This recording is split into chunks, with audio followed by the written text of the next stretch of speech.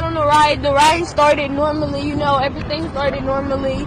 And then it started shaking and stuff. It's shaking real bad. The girl, she's just like, my seat keeps shaking, my seat keeps shaking. And then it just flew off. The whole thing flew off. Her leg hit. When her leg hit, her leg just like flew, her whole leg. And then the dude hit the ground. He wasn't breathing. None of them was. It was like 5 people. Nobody was breathing, and then the old people came and tried to give him CPR and stuff, and nothing was happening. I just tried to leave, like, get as far away from it as I can, because I didn't want to see that. Like, I already seen enough.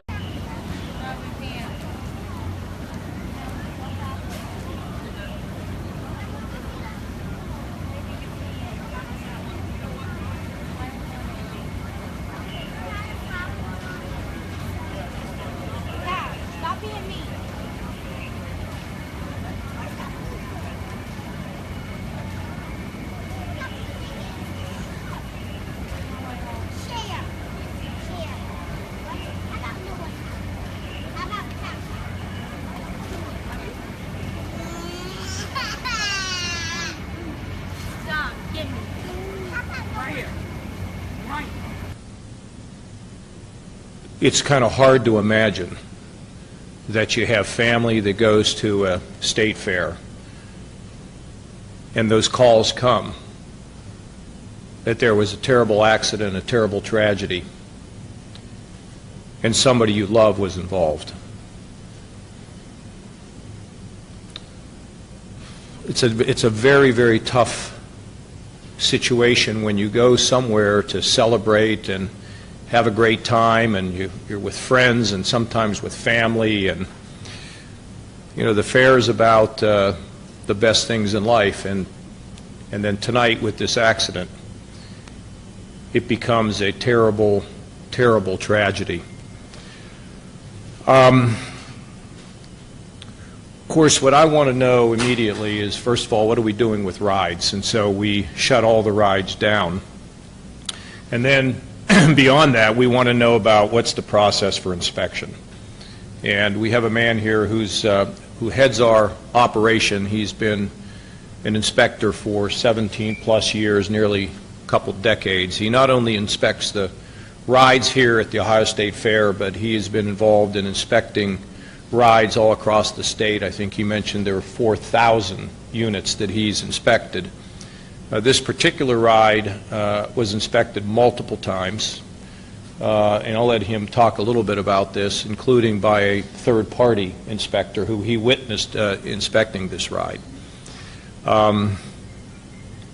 We will get to the bottom of this. We will investigate it. There will be complete transparency. We will have some records for you available this evening that will be able to show how this particular ride was inspected, and release that to all of you. Of course, we want to get to the bottom of this, not only because we're concerned about the situation here in the Buckeye State, but there may be things that can be learned that can help people in other states, or even at these fairs that are not really giant, like the Ohio State Fair, or like the amusement parks that we have, the great parks that we have in the state of Ohio.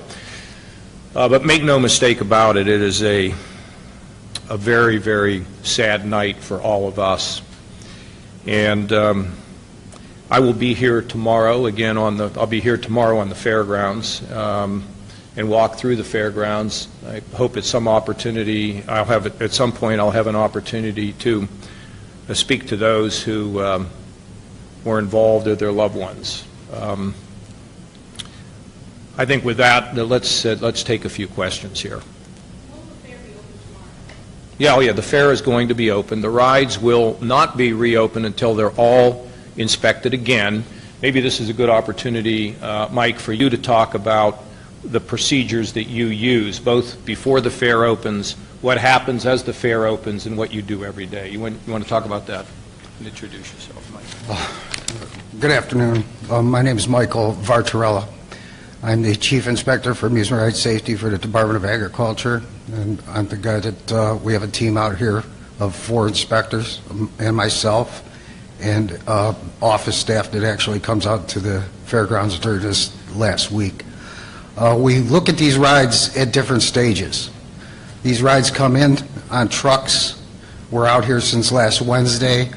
We take a look at them when they're static. They're not quite up yet. We look at them as they go up. We look at them when they're up, and we actually operate the rides and make sure that they're safe to operate. So we're looking at structure, we're looking at operations, we're looking at electrical, we're going through everything to manufacturer specifications, so to assure that they're put up the way the manufacturer wants them to be put up. We're looking at about 4,300 pieces of equipment in this state. That includes water parks, go-kart tracks, permanent parks, Cedar Points, Kings Island. So we take this job very serious. And when we have a tragedy like this, it hits everybody, and it hits us really hard. So my grandchildren ride this equipment. So our guys do not rush through this stuff. We look at it, we take care of it, and we pretend it's our own. So I'll take any questions. Mike, talk about the process of this ride in particular and Okay. how it was handled. This particular ride is what we call a spectacular piece. This piece of equipment is put up from multiple trucks. So it comes together, it's bolted together. We're going to take a look at it as they put it to the ground. We're going to make sure it's level. Then we're going to make sure that we take a look at the structure as it goes up. We're going to take a look at the electrical components, the connections going to the boxes. We're going to look at the hydraulics. We look at any specification that the manufacturer tells us to do. In other words, if there's non-destructive testing or some type of testing that needs to be done, we make sure that all that documentation is in place and it's been completed. Every day, they're required to do pre-opening inspections. So our team looked at it. We had a third-party team look at it. It's been looked at about 3 or 4 times over the course of 2 days. Were there any red flags with that ride? Any at all? No. Is there a scale in which it's rated? Is there an ABC scale or passing or not passing? How does that? No, our documentation eventually will be available, but there is a certain document that we put in place. It's looking at structural. It's looking at there's a bunch of check boxes that it has to go. It's not rated on an ABC. Pass, no pass. It's pass or fail. Can you give us specific? So you had a case here, for example, where there were 11 rides that were not opened at 10 o'clock when the fair opened today because they weren't satisfied with the inspection. And then since that time, there are now 4 rides that are not opened at all. One of them may not be open, the other 3 we'll see. But, you know, you don't want to hurry this process. And so as I talked to him and understood the repeated efforts to try to determine this, and they have the paperwork, because that was my question. Okay, you say you did it. I want to know. I want to see it. Did you do it? And so when they produce it, you know, they're doing what they can. As he says, he's concerned not only about his kids but his grandkids riding on these rides. We're all concerned about the loss of life and these kind of injuries. It's terrible, but they can only do the best that they can do. But we'll investigate. We're not going to take anybody's word for anything. The Highway Patrol will investigate.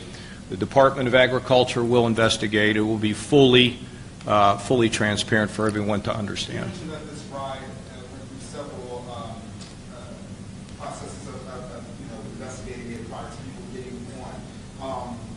You said it was structurally sound. So then, how can you guarantee with all of the inspections that something like this won't happen again if it passed all of the necessary testing?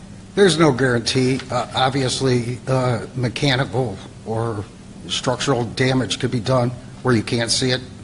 Metal fatigue sometimes. There's different things that are not visual to the human eye. Can you give us specific detail on what happened with this ride? Not at this point. Okay. Can you talk about the specifics of that ride? How many people can be on it at a certain time? How many cars there are when that's fully functional? I'd be speculating now, but there's 4 seats per gondola, if you will. So you have 3 separate sweeps with 4 gondolas, with 3 gondolas on it, I believe. But with this tour proves that they saw a worker prior to the ride being ran and prior to this accident going up to the kind of adjustment and then started the ride, and that's when this happened.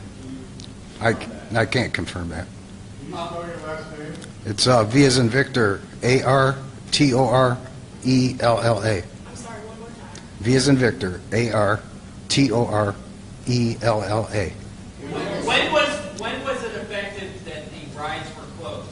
Because it seemed like they went on for a while after the accident, like things went on like. Yeah, basically what happened is I got a call from our Chief of Staff, Beth Hansen. I then called Dave, and by that point there were people that were gathered, and I told Dave we don't want to keep the rides going. So I don't know exactly what time it was, but as soon as we learned, I learned and got a handle on the thing, I said we got to shut them all down. Can you say whether there was just one gondola that went off? No, I don't know. I mean, this will be something, I know there's a video out, but this will be something that will be investigated. I mean, the Highway Patrol, this is what they do. They investigate. Dave Daniel will investigate through his operation. We'll be on top of it in the governor's office. And we don't want to speculate on any of this. What time did the rides shut down? I can't tell you. Do we know? I can't tell you the exact time. After I spoke to the governor, we sent word out to our staff, and they began shutting the rides down. It takes a while to unload. I think that many people saw the Sky Ride continuing to operate. We were trying to offload people as quickly as we possibly could and get them shut down as quickly as we possibly could. We have 2 more questions, but I think there are a lot of questions that the public do want answered other than 2 questions if you don't mind. Yeah. My question is, what message do you have to the people who are afraid to come back out here to the fair? There are a lot of people who bought season tickets, and now after hearing this, they may be afraid to ride again. What do you say to those people? Well, look, first of all, we don't want to prejudge an investigation other than the material we have and the ability to try to determine if everything was done properly. It appears as though it has been, okay? And as we look around the United States, there are accidents that occur in these parks. And nobody can say that, that there isn't going to be an accident that's going to happen. So the only thing I can tell you is as we live our lives, we try to rely on people to do the proper inspections to ensure public safety, and people have to use their judgments. This fair has been here a long time. This is the worst tragedy in the history of the fair, but we'll recover from this as well, and we'll move on. But that doesn't mean we won't grieve for what happened here tonight. One more question. Well, no, people just need to decide how they feel. I'm going to be here at the fair tomorrow. Can you talk about the demographics of those injured? How many were children? How many adults? I don't have all that detail yet, and I don't think that's been released yet. They're trying to determine who everybody is and who the family members are. Do you have age ranges? Do you know if they're teens? We'll get you the information as quickly as we can get it to you. I don't want to... Okay. Was inspected, it was the all clear, and was it inspected prior to the fair opening today? Yes, this ride was inspected at a couple of different